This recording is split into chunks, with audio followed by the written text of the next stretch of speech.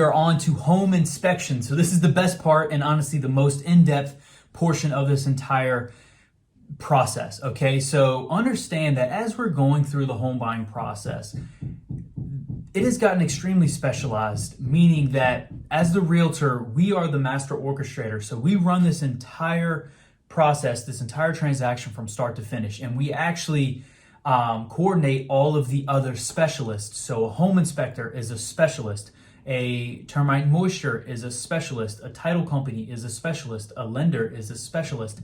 And on the back end, we have 5 or 6 different specialists working at the same time. And that's kind of what we help to coordinate at each section of this process.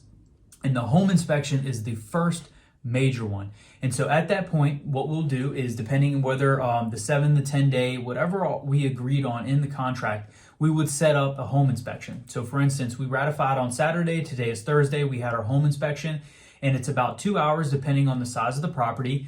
But this certified home inspector will come out, they'll hop on the roof, they're going to check the shingles, they're going to see if they still have grip, are they brittle, they're going to check any kind of leaks around the chimneys or any kind of vents.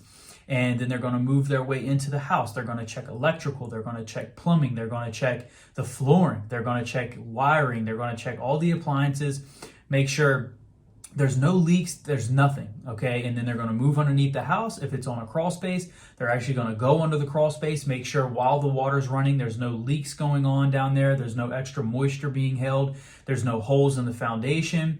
Electrical and the plumbing on the underneath look secure and up to code. And then they're also going to get into the attic. They're going to make sure the air handlers are looking good. They're going to check the AC unit outside. They're going to make sure there's no leaks in the roof or there's no sunlight coming in. They're going to make sure around the chimneys that there's no light being seen. There's no water coming in. There's flashing on everything. And so they're also going to check the siding. If it's vinyl or if it's EIFS, they're going to make sure there's no cracks or weaknesses in that's going to compromise the durability of those things. There's not going to be any leaks into the siding.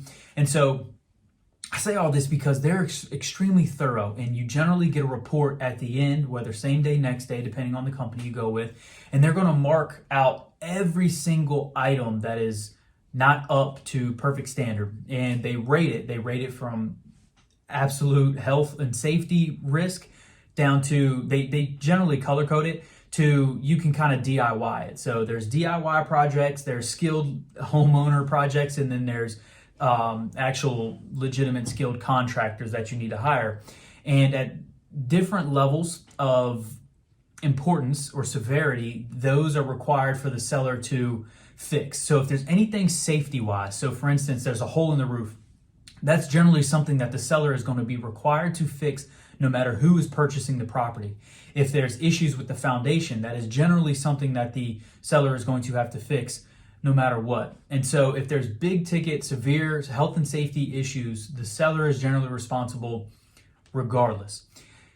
Past that, the other things are all a major negotiation. And this is where it really comes down to specifics. What are all the things that happened upstream? What is the relationship that we're at now? And what are the things that we expect to do downstream? Because at that point, we would ask and negotiate each point on that home inspection to get repaired, either at the seller's expense, whether you can take that in the form of a credit, or the seller will actually fix it before closing and turning over the keys to you.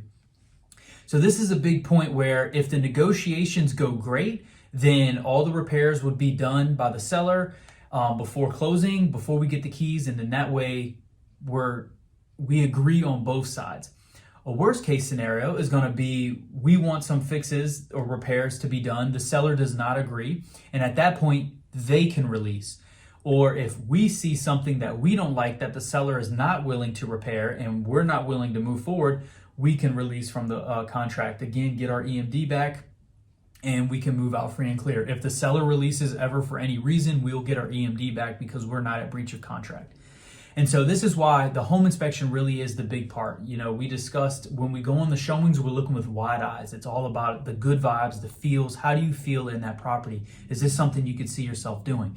The home inspection really is, we're lifting up all the mats. We're looking at everything with a fine-tooth comb to make sure that this property is going to be handed off to you in good working order. Okay, and if not, then we're going to negotiate those things in the contract, in the PICRA, And these are all places where we can release. And so, again, the home inspection is very important, but those are the main points of what to expect with the home inspection and why we have that and why that is the first major checkpoint.